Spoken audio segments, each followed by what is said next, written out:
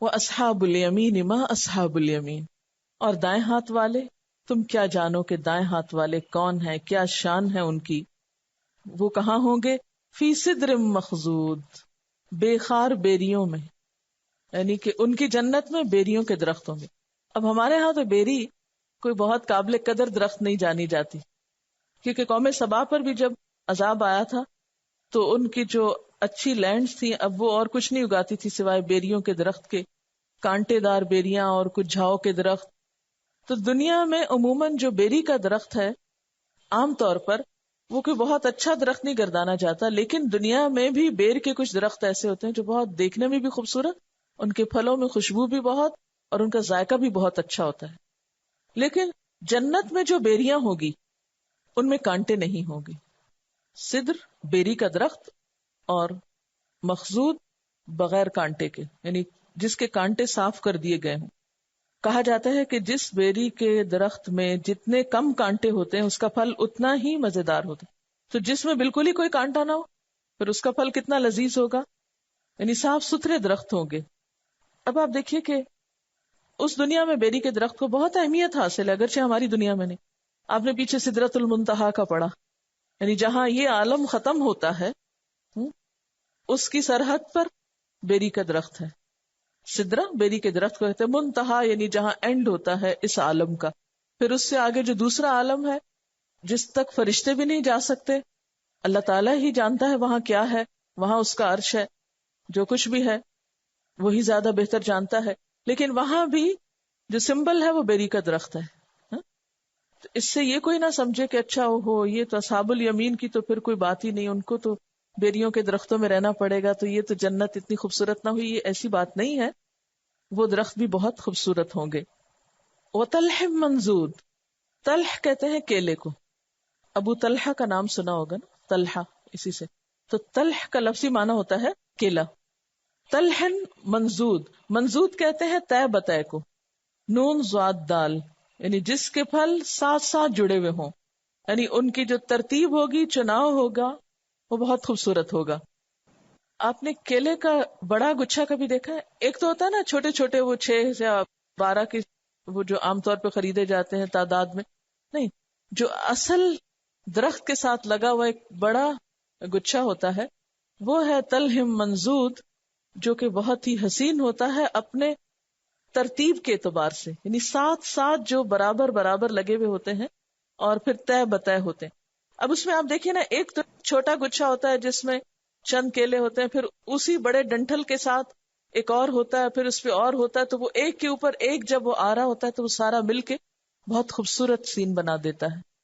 وَظِلٍّ ممدود، اور سائے لمبے. ظل سائے کو کہتے ہیں، سائبان کے لیے بھی آتا ہے. ممدود مد سے ہے، مد کا معنی ہوتا ہے دراز کیا ہوا، لمبا کیا ہوا.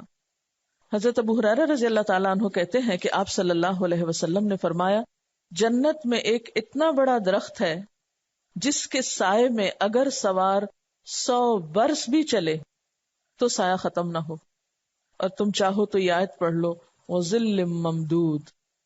آج ہی مجھے کوئی بتا رہا تھا کہ انڈیا میں مدراس میں ایک درخت ہے پیپل کا جو کئی 100 گز پہ پھیلا ہوا ہے، یعنی ایک درخت ہے، اور پھر اس میں سے شاخیں نکل کر وہ پھر زمین پہ آ کے دوبارہ اس کے اندر گڑ گئی اور ان میں سے پھر پتے وغیرہ نکلنے لگے، تو اس نے بہت بڑا ایریا کور کیا ہوا ہے.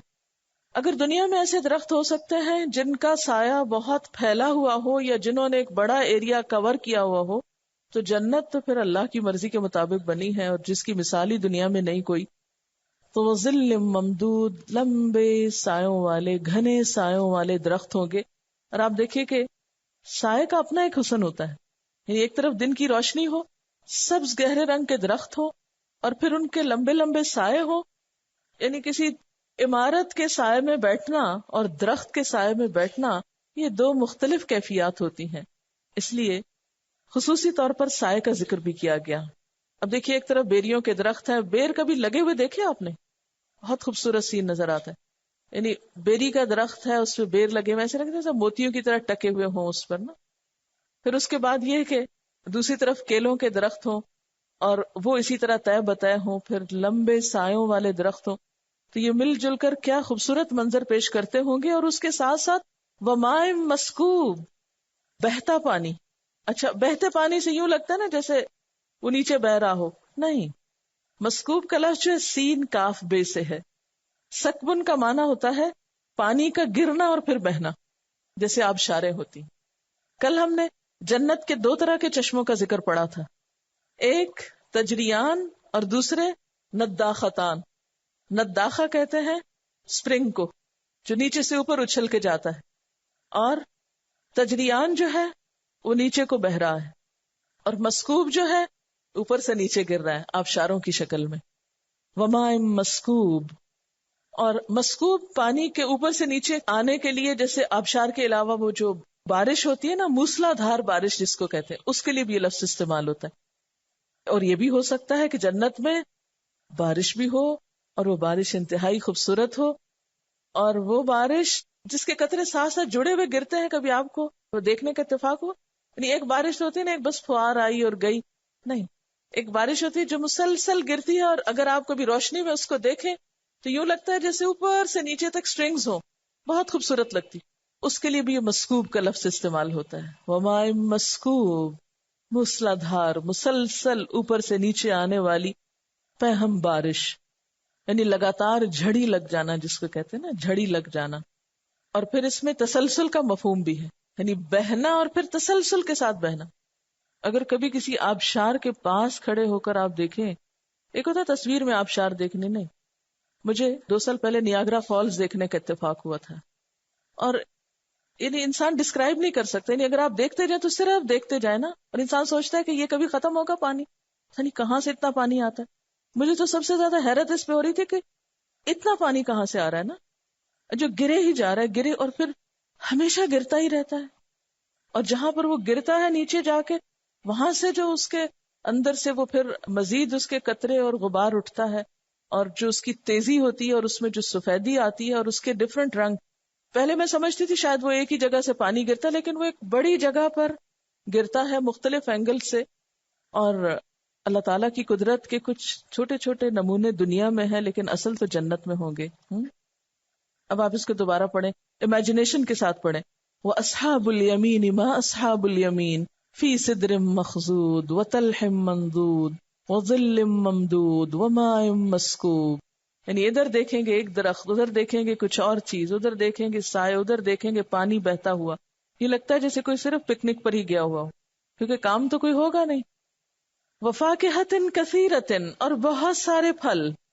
لَا مَقْطُوعَةٍ وَلَا مَمْنُوعَةٍ، اتنے پھل کہ جو نہ کاٹے جائیں گے، کبھی ختم نہ ہوں گے، اور نہ کبھی روکے جائیں گے. اب یہ جو صفت ہے لا مقطوعہ، کبھی منقطع نہیں ہوں گے، یعنی موسمی پھل نہیں ہوں گے کہ موسم گزر گیا تو پھل بھی ختم. یعنی یہ پھل فصل گل و لالہ کے محتاج نہیں ہوں گے کہ بہار کا موسم آیا تو وہ نظر آ رہا ہے سب کچھ، اور کچھ عرصے کے بعد وہ سب ختم ہو جائے گا. نہیں، لا مقطوعہ، بالکل ختم نہیں ہوں گے، ہر موسم میں دستیاب ہوں گے، اور کولڈ سٹوریج کے نہیں ہوں گے، فریش ہوں گے. دنیا میں انسانوں نے کوششیں کی ہیں کہ ایک موسم کا پھل دوسرے موسم میں مل جائے، لیکن آپ نے دیکھا ہوگا کہ جب موسم گزرنے کے بعد آپ اسی پھل کو خریدتے ہیں، پتہ نہیں کیوں اس کا وہ ذائقہ، خوشبو اور لذت باقی نہیں رہتی. اور پھر آپ دیکھیے کہ لا ممنوع، روکے نہیں جائیں گے. اچھا، دنیا میں تو آپ ایک آم کھا لیں تو اماں کہتی ہیں بس دوسرا نہیں کھانا، کافی ہے. کوئی آپ کو روکے گا نہیں کہ بس، کوئی اس میں رکاوٹ نہیں آئے گی، نہ ملنے میں رکاوٹ ہوگی، نہ کھاتے وقت کوئی روکے گا، اور نہ ہی توڑنے سے کوئی روکے گا. یہاں تو کیا ہوتا ہے، اگر آپ کسی کے گھر میں یا کہیں جا رہے ہوں، کوئی درخت پھل والا نظر آ جائے اور آپ کا جی للچائے بھی کہ میں یہ توڑ لوں، تو کیا ہوتا ہے، توڑنے ہی نہیں دیتے، کہتے نہیں باغ خراب ہو جائے گا، درخت خراب ہو جائے گا. توڑنے سے بھی منع کرتے. اور بعض اوقات یہ کہ نہیں ابھی پکنے دو، ابھی کچا ہے، ابھی مت توڑو. تو آپ صرف لومڑی کی طرح کے انگور کھٹے ہیں دیکھ کے گزرتے جائیں. ممنوع، پروہیبٹڈ. لیکن جنت کے پھل لا ممنوع، کوئی پروہیبیشن نہیں، کوئی نہیں آپ کو روکے گا، کسی وقت ان کی سپلائی بند نہیں ہوگی، کوئی رکاوٹ نہیں ہوگی. اور پھر ایک رکاوٹ یہ بھی ہوتی ہے کہ وہ اتنے اونچے ہوتے ہیں بعض اوقات کہ چڑھنا ہی دوبر ہوتا ہے. دنیا کے پھل بعض اوقات روکتا کوئی نہیں، لیکن وہ اتنے اونچے لگے ہوئے ہوتے ہیں کہ وہاں تک چڑھے کون، ایک الگ مصیبت. لیکن وہاں پر وہ نیچے کو جھکائیں گے. قطوفہا دانیہ، کچھ بھی چاہیں گے وہ خوشہ لٹک کے سامنے آ جائے گا کہ جو چاہیں چن لیں. وفرش مرفوعہ، اور نشست گاہیں بلند. فرش فراش کی جمع ہے جس کے لفظی معنی ہوتے ہیں بستر کے. پیچھے سرر جو ہے وہ بیٹھنے کی جگہ ہے اور فرش لیٹنے کی جگہ. یعنی جب انسان گھوم پھر کے تھک جائے گا تو آرام دہ بیڈ رومز ہوں گے یا سونے کی جگہ ہوں گی. اور یہاں پر مرفوعہ یعنی زمین پر نہیں بچھائے ہوئے ہوں گے بلکہ اونچے اٹھائے ہوئے ہوں گے، یعنی ذرا ریزڈ ہوں گے، بلند ہوں گے. اور مرفوعہ ویسے بھی بلندی کے معنوں میں عمدگی کی طرف بھی اشارہ ہے. انا انشأناہن انشاء، بے شک ہم ان کو بنائیں گے خاص طور پر بنانا، یعنی ان کی بیویوں کو ہم خاص طور پر نئے سرے سے پیدا کریں گے. انشاء پیدا کرنا، پرورش کرنا. اور ہنہ کی ضمیر جنت کی عورتوں کی طرف جا رہی ہے جو بد شکل نہ ہوگی، بوڑھی نہ ہوگی. سب کو اللہ تعالیٰ حسن و جمال کے علاوہ جوانی عطا کرے گا. اچھا، یہاں ایک بات اور بھی قابل ذکر ہے. سورۃ طور میں، سورۃ یاسین میں جہاں بچھونوں یا نشستوں کا ذکر ہے وہاں بیویوں کا ذکر بھی ہے ساتھ ہی. تو یہاں بھی آپ دیکھیں، پیچھے آپ سورۃ طور میں پڑھ چکے ہیں متکئین علی سرر مصفوفہ وزوجناہم بحور عین. اور یہاں سورۃ یاسین میں ہم وازواجہم فی ظلال علی الارائک متکئون، یعنی وہاں کسی کو تنہائی نہ کاٹے گی بلکہ کپلز ہوں گے. انا انشأناہن انشاء فجعلناہن ابکارا، پھر ہم ان کو کنواریاں بنا دیں گے، یعنی ان میرڈ گرلز کی طرح ہوں گی. شمائل ترمذی میں آتا ہے کہ ایک بڑھیا آپ کے پاس آئی، کہنے لگی کہ میرے حق میں جنت کی دعا فرمائیے. آپ نے فرمایا جنت میں کوئی بڑھیا داخل نہ ہوگی. وہ روتی ہوئی واپس چلی گئی. تو آپ نے لوگوں سے فرمایا کہ اسے بتاؤ کہ وہ بڑھاپے کی حالت میں جنت میں داخل نہ ہوگی. اللہ تعالیٰ کا ارشاد ہے کہ ہم انہیں خاص طور پر نئے سرے سے پیدا کریں گے اور ان کو کنواریاں بنا دیں گے. فجعلناہن ابکارا عربا اترابا. عربن کا لفظ عروب کی جمع ہے بروزن فعول. یہ صفت مشبہ ہے. وہ عورت جو بہت ہنسنے ہنسانے والی ہو، خوش ذوق ہو، جو شوہر سے محبت کرنے والی ہو اور اس بنا پر اپنے شوہر کی بھی پسندیدہ ہو. پھر اسی طرح عروب اس کو کہتے ہیں جو اپنی فراست کی بنا پر مزاج شناس ہو، یعنی دوسرے کی نفسیات اور مزاج کو سمجھتی ہو. ایک اچھی بیوی کی یہی صفت ہوتی ہے نا، شوہر کے مزاج کو سمجھتی ہو اور اس کے مطابق پھر معاملہ کرے. عموماً انہی جوڑوں میں بہت زیادہ لڑائیاں اور جھگڑے ہوتے ہیں جو ایک دوسرے کو سمجھتے نہیں، جن میں انڈرسٹینڈنگ نہیں ہوتی. لیکن جنت میں یہ مشکل نہ ہوگی. عروبن مزاج شناس ہوگی. پھر اسی طرح اترابن، اتراب ترب کی جمع ہے. ہم عمر کے لیے لفظ بولا جاتا ہے. آپ دیکھیے کہ اس لفظ کا روٹ جو ہے وہ تیرے بے ہے. تراب اسی سے مٹی. تارابا کہتے ہیں ایک ساتھ مٹی میں کھیلنا. اب دیکھیے کہ بچوں کا پسندیدہ مشغلہ کیا ہوتا ہے؟ مٹی میں کھیلنا اور پھر اوروں کو بھی اکٹھا کر لینا، ان کو بھی ساتھ ملا لینا، مٹی کے گھر بنانا اور اس کے اندر کھودنا. اور یعنی بچوں کا ایک دل پسند مشغلہ ہوتا ہے. اور مٹی سے کھلونے بنانا اور مٹی میں کھیلنا، اور جیسے ساحل سمندر پر وہ ریت کے گھروندے بنانا، یہ سب کچھ انسان کب کرتا ہے؟ جب اپنے دوستوں کے ساتھ ہوتا ہے. اکیلا انسان ہی ایسے شغل کرتا. عموماً کھیل کے موقع پہ، تفریح کے موقع پر مل جل کر جب سب کھیلتے ہیں اس کی طرف یہاں اشارہ ہے. اس سے پھر معنی کیا نکلا؟ ہم عمر ہونا، دوست ہونا، ساتھی ہونا. اور یہ یاد رکھیے کہ اطراف کا لفظ زیادہ تر عورتوں کے لیے استعمال ہوتا ہے. ہم جولیوں اور سہیلیوں کے معنی میں. شاید عورتوں کے اندر سہیلیاں بنانے کی صلاحیت زیادہ ہوتی ہے مردوں کی نسبت، یا سہیلیوں پہ زیادہ ڈیپینڈ کرتی ہیں، وٹ ایور. لیکن اطراف کا معنی جو ہے وہ ہم جولیوں کے لیے اور خواتین کے لیے. یہاں سے ایک بہت گہرا معنی بھی نکلتا ہے، اور وہ کیا کہ جنت کی عورتیں نمبر 1 آپس میں حسد نہیں کریں گی، مل جل کر رہیں گی، جو عموماً خواتین کے لیے مشکل ہوتا ہے، خاص ساس بہو ہو یا دیورانی جٹھانی ہو یا بہنیں ہو یا کسی بھی اور موقع پر اکٹھی ہوں. یعنی عموماً خواتین کے لیے ایک جگہ اکٹھے ہو کر کام کرنا بے حد مشکل ہوتا ہے، زیادہ دن تعلقات اچھے نہیں رکھ پاتی. لیکن جنت میں یہ مشکل ختم ہو جائے گی، وہاں اکٹھی رہیں گی. اور جیسے کہ بعض روایات میں ایک سے زیادہ بیویوں کی طرف بھی اشارہ ملتا ہے. پھر اگر کوئی عورت وہاں پر سکناپے کی وجہ سے کڑتی جلتی رہے تو اس کی جنت تو حرام ہو گئی. تو اس لیے اللہ تعالیٰ نے جنت کی عورتوں کی صفت کیا بتائی؟ عربن اترابن، کہ وہ ایک دوسرے سے جالس نہیں ہوں گی، ایک دوسرے کی دوست ہوں گی. اور پھر دوسرا معنی یہ کہ اپنے شوہروں کی ہم سن ہوں گی، عمر کا بہت فرق نہیں ہوگا. یعنی اتراب ایک تو یہ کہ باہم ہم عمر ہوں گی، جیسے مردوں کے بارے میں آتا ہے نا کہ ان کی عمر 33 سال ہوگی، اسی طرح عورتیں بھی ایک عمر کی ہوں گی. دنیا میں تو ایسا ہوتا ہے نا، کوئی بڑا ہے کوئی چھوٹا ہے، کسی کی ینگ ایج میں شادی ہوگی، کسی کے بڑے ہو کر ہوئی، لیکن وہاں پر جنتی عورتوں کی عمر ایک جیسی ہوگی، ان کے اندر دوستی ہوگی، ان کے باہم تعلقات اچھے ہوں گے. پھر یہ بھی مانا کیا جاتا ہے کہ یہ شوہروں کی بھی ہم سن ہوں گی، یعنی ہسبینڈ وائف کی عمر میں فرق نہیں ہوگا، ایک عمر کے ہوں گے. اور عموماً یہ ہوتا ہے نا کہ ہم عمر لوگوں کی آپس میں انڈرسٹینڈنگ زیادہ ہوتی، عموماً ہوتا ہے، لیکن بعض اوقات دوسری طرح بھی ہوتا ہے. تو دو معنی ہوئے، سب ہم عمر ہوں گی یا خامدوں یا شوہروں کی ہم عمر ہوں گی. اور پھر یہ کہ باہم رشک، رقابت، حسد کے جذبات نہیں ہوں گے. اور یہ جو ہم عمر ہوں گی تو پھر یہ جوان بھی ہمیشہ رہیں گی، بوڑھی نہیں کبھی بھی ہوں گی، یعنی بڑھاپے کا خوف نہیں ہوگا جنت والوں میں. لأصحاب الیمین، یہ سب کچھ دائیں ہاتھ والوں کے لیے ہے. ثلۃ من الاولین، پہلوں میں ایک بڑا گروہ ہوگا، جم غفیر ہوگا. وثلۃ من الآخرین، اور بعد والوں میں بھی ایک بڑی جماعت ہوگی، یعنی آپ کی امت کے پچھلوں میں سے بھی.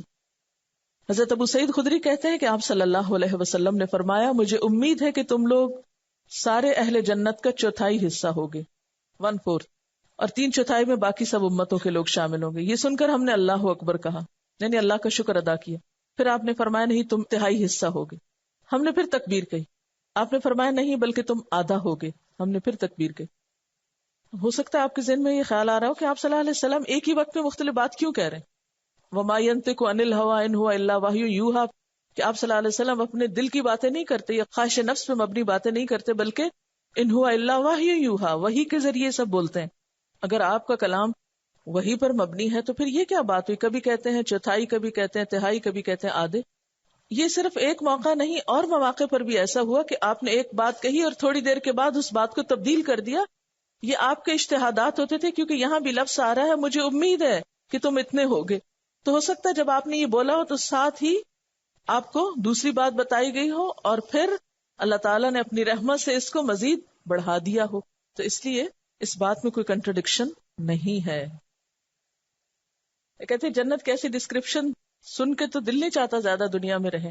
اور یہ حقیقت ہے، جس کو جنت نظر آ جائے اس کے لیے دنیا کی کوئی چیز اہم نہیں رہتی، کسی چیز کی کوئی ویلیو نظر آتی ہی نہیں، محسوس ہی نہیں ہوتی. کوئی چیز ایسی نہیں لگتی کہ جس کے لیے انسان کہ میں اس کے پیچھے جان دے دوں گا اور اس کے پیچھے کھو دوں گا. نہیں. کہہ رہی ہے کہ جنت کی عورتوں کی جو خصوصیات بتائی جا رہی ہیں وہ ایسی بنا دی جائیں گی یا پہلے سے ہی ہوں گی. دنیا میں اس بات کی کوشش کرنی پڑے گی اور پھر جو کمی رہ جائے گی وہ پوری کر دی جائے گی وہاں، لیکن یہ نہیں ہوگا کہ بلیک کو وائٹ کر دیا جائے. وہ اصحاب الشمال، اور بائیں بازو والے. ما اصحاب الشمال، کیا ہیں وہ بائیں بازو والے؟ بائیں بازو والوں کی بدنصیبی کو مت پوچھو. فی سموم و حمیم، سموم اور حمیم میں ہوں گے. سموم گرم ہوا، لو تیز بھاپ جو مسام میں گھس جائے، اور حمیم کھولتا پانی کہ وہ شعلوں کی لپٹ اور گرم پانی کے بیچ میں گھومتے رہیں گے اور اسی بھاگ دوڑ میں ان کی زندگی گزر جائے گی. وظل من یحموم، اور سیاہ دھوئیں کے سائے میں. یحموم کا لفظ حمم سے ہے، یا حممتن، سیاہ دھواں، سخت کالا دھواں. حمن کہتے ہیں اس چربی کو جو آگ میں جل جل کے سیاہ ہو گئی ہو، اور حممن کوئلے کے معنوں میں بھی استعمال ہوتا ہے. جہنم کی آگ سیاہ بھی ہے اور اس کا دھواں بھی سیاہ ہوگا، بدبودار ہوگا. لا بارد ولا کریم، نہ وہ ٹھنڈا ہوگا نہ فرحت بخش.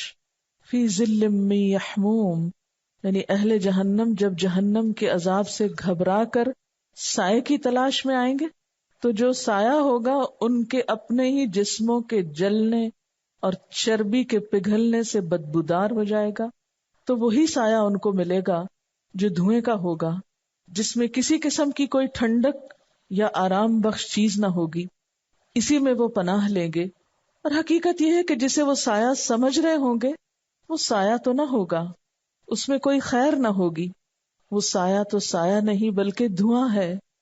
اب آپ دیکھیے جہنم کی بس اتنی سی ڈسکرپشن دی گئی اور کافی ہے.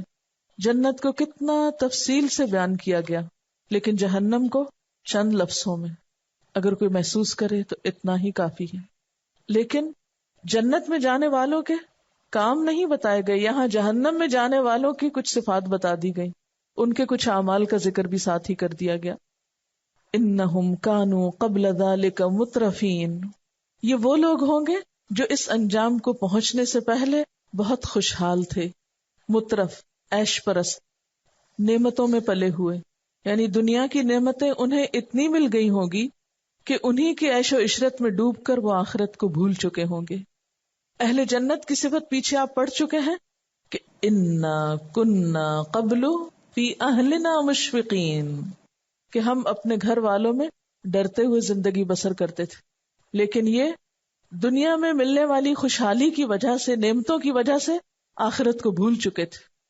اور آپ دیکھیں ہم سب اپنے طرز زندگی پر اگر نظر ڈالیں، جس طرح کا لائف سٹائل ہم نے اختیار کر لیا ہے اس میں اتنے پھنس چکے ہیں، جکڑے جا چکے ہیں کہ ہم اب دین کے لیے کوئی تکلیف مشقت نہیں اٹھا سکتے. ٹھنڈی ہواؤں کے اتنے عادی ہو گئے ہیں کہ اگر یقین کیجئے 2 دن یہاں بجلی نہ ہو تو شاید ہی چند لوگ آئیں کہ نہیں ہم یہ سب گھٹن برداشت نہیں کر سکتے. یعنی اللہ کے راستے میں تھوڑی سی بھی تکلیف ہمیں آتی ہے ہم پیچھے ہٹ جاتے ہیں کہ نہیں ہم سے برداشت نہیں ہوتا، ہم دھوپ میں نہیں نکل سکتے.